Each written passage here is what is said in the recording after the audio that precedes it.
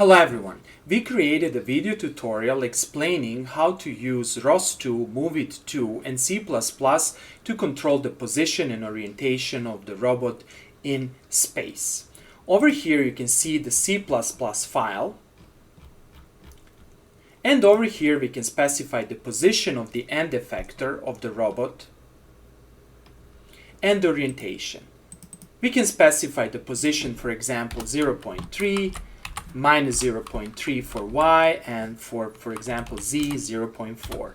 And over here we can specify the orientation by using roll, pitch and yaw. So for example, let's specify minus pi over 6 and plus pi over 6 for pitch and yaw.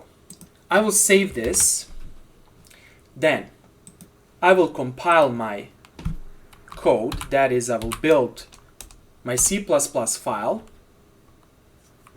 It takes several seconds. Then what I will do over here, I will simply source my environment and I will execute the motion. And you can see how the motion over here is being executed.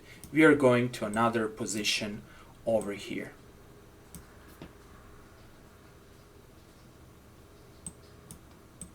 A link to this tutorial is given in the description below this video.